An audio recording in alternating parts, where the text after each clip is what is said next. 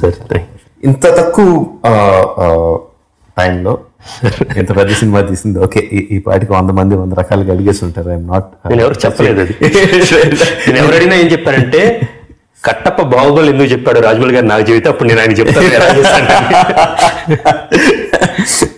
Seriously amazing. అంటే అందరూ అడగడం వేరు, నేను అడగడం వేరు.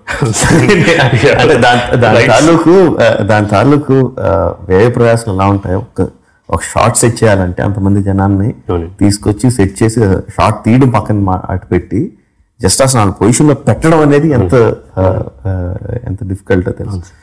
సో అంటే రోజుకి ఎన్ని గంటలు షూట్ చేసేవారు? 79 రోజులు. Okay, 14 to some days they were 14 hours sir, some days they were 18 hours sir. And I have to thank Balakrishna గారు. ఆయన పొద్దున ఒక 6:30-7 వస్తే రాత్రి 9 దాకా మోస్ట్ ఆఫ్ ద డేస్ ఉన్నారండి. అంటే ఇప్పుడు ఆ బడ్జెట్స్ మాకు అంతే అలౌ చేసినాయి సార్. బేసికల్గా మోర్ దాన్ థింగ్ అది సంక్రాంతికి రావాలని మీకు గుర్తుండే ఉంటుంది. ఢిల్లీలో నేను మీకు కథ చెప్తే నేను దీనికి సింహభాగం ఆ క్రెడిట్ అంటే నేను ప్లానింగ్ మొత్తం చేసుకున్నాను. దానికి ఒక పందా ఒకటి పెట్టామండి. కానీ దానికి ఆద్యులు మీరు ఎక్కువ గ్రాఫిక్స్ పెట్టుకోవద్దు, టైం ఎక్కువ ఉంటే పర్లేదు, డబ్బులు ఎక్కువ ఉన్నా పర్లేదు, బట్ డబ్బులు కూడా కాదు క్రిష్, టైము. నువ్వు టైం ఇస్తా ఉంటే గొప్ప గ్రాఫిక్స్ వస్తాయి, బట్ ఆ టైం నీ దగ్గర లేదనుకున్నప్పుడు లైవ్కి వెళ్ళు అన్నారు సార్. గ్రాఫిక్స్ ఎక్కువ పెట్టుకుంటే టైం ఎక్కువ పడద్దని అంత తెలియని విషయం కాదు నీకు. అంటే ఇది 79 రోజుల్లో చేయడానికి కారణం ఒకటే సార్. బేసికల్గా ఈ సినిమాని 4గా డివైడ్ చేశానండి. మన ఈ నాహపానుడు కథ అంతా ఒక వి అప్రోచ్ 4 షార్ట్ స్టోరీస్ అండి. నాహపానుడు చేస్తున్నప్పుడే మేము మొరాకోలో షూట్ జరుగుతున్నప్పుడు there was entire second unit which was clear second unit which was preparing for the ship అండి. షిప్ సెట్ అంతా వేస్తున్నాం, ఇక్కడ లైవ్ వెబ్ క్యామ్ పెట్టాము.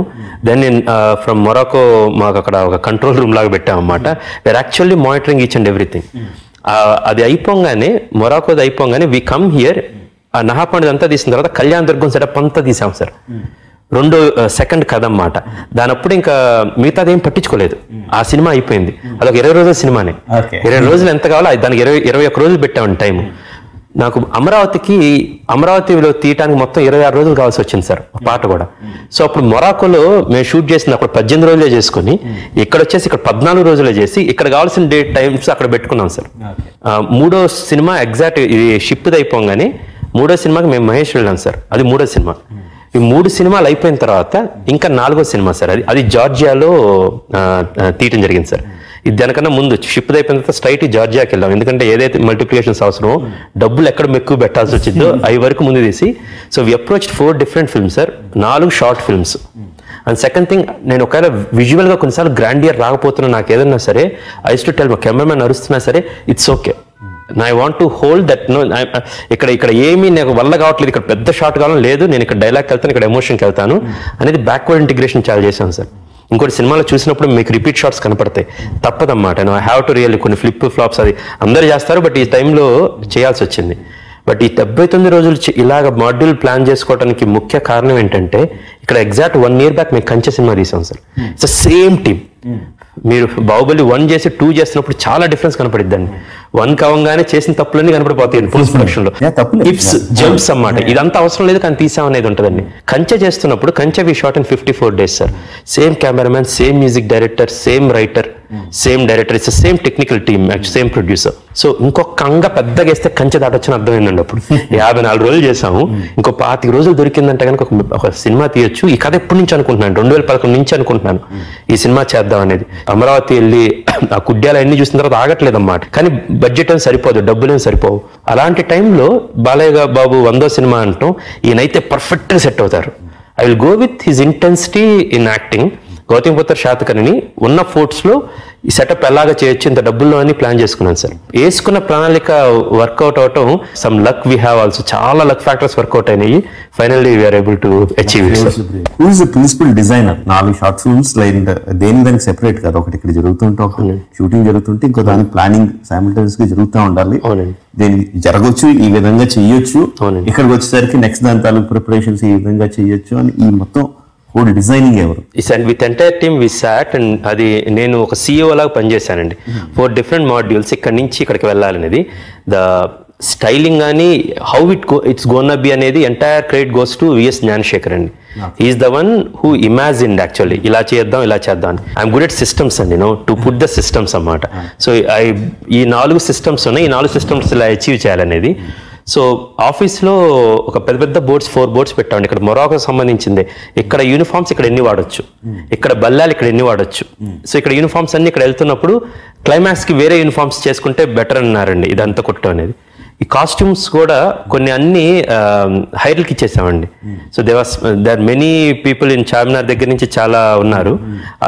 ఇవన్నీ కూడా ఇక్కడ మనం కుట్టించాలంటే ఎంత బత్తాలు ఇవన్నీ బదులు వి ఆస్ దెమ్, మన వాళ్ళే ఓవర్సీయింగ్ చేస్తున్నారు. అక్కడికి వెళ్తున్నప్పుడు ఈ 1000 దుస్తులు కావాలంటే వాళ్ళు ఎలాగ పంపించాలనేది.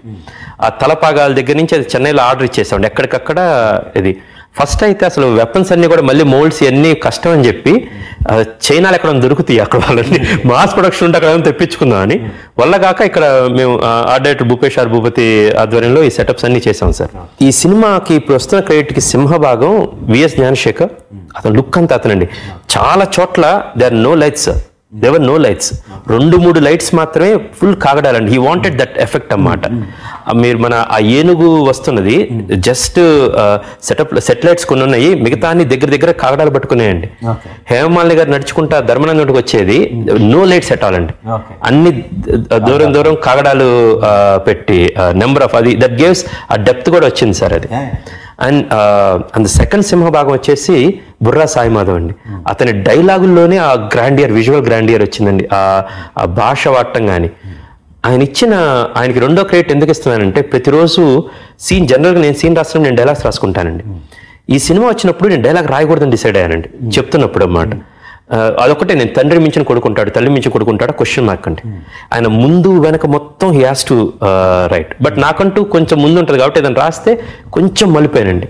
ఒక గొప్ప రైటర్ దొరికినప్పుడు మనం దాన్ని చెడగొట్టం ఎందుకు, let it be his version, లేకపోతే ప్రతి సినిమాలో నేను మాట్లాడినట్టు ఉంటుందని.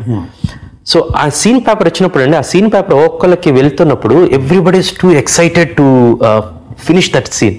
ప్రతి ఒక్కరి that really drove a lot అండి. ఇతను కెమెరా పెట్టినప్పుడు మానిటర్లో చూడంగానే వి ఆల్ ఎక్సైటెడ్. అతను ఒక గ్రేట్ సీన్ డైలాగ్ రాసినప్పుడు we are all excited. Those also helped us to get into the 79 days.